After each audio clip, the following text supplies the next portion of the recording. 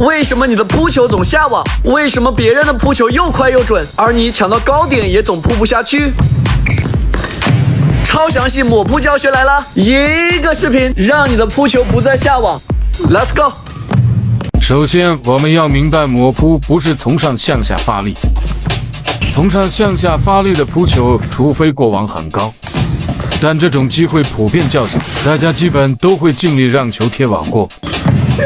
掌握正确的抹扑技术，哪怕击球点低于球网，依然可以打出有威胁的回球。抹扑正确的挥拍轨迹是从下向上发力。我们先来看手指手腕的发力细节。手臂上抬，将手腕伸至网口，但不高于球网，拍头基本与手腕水平。要保证击球前拍头是低于击球点的，大家可以先找前伸手腕，同时拍面朝前的立腕感，然后加上手腕上抬即可。握拍就是正常9字握法，手指手腕放松，且后3指始终贴在手柄，此时掌心位置会自然空出。完成后，球拍重力由食指与大拇指托起。击球时，食指先发力上抬拍柄，拇指顺势下要握紧完成挥拍，手腕不可左右移动。拍头由下向上击球，拍面微微前倾，击球后拍头自己挥下手腕不可移动。第二步是最关键的找球环节，对手回球贴网时不可直接立愿用拍头去找球，拍头高于击球点是很容易失误的。保持手指手腕放松，先将手腕位置伸至网口，由于食指位置拍头也会被一同托起，此时球拍已经获得一个由下向上的惯例，再结合第一步击打击，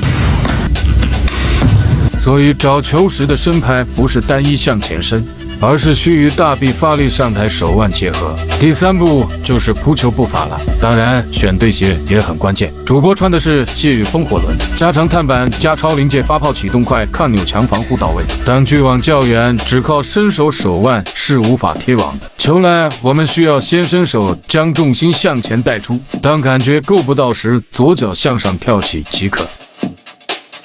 左脚一定是向上发力，且在手腕找球后才上蹬。若左脚与右脚同时向前跳，就会变成从上向下击球。只有抬手腕找球，并把重心前倾后再上蹬左脚，击球时的力才是由下向上的。正确的左脚起跳，错误的左脚起跳。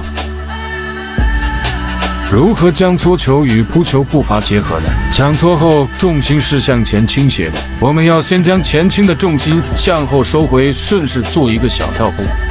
注意做跳步时双脚要同时落地。这里我们可以通过先将重心蹬至左腿，用球拍触网后，重心回收至右腿，顺势做小跳步来练习。双脚同时落地，可保证对方挑球也能快速完成后撤，对方回放也能快速完成上扑。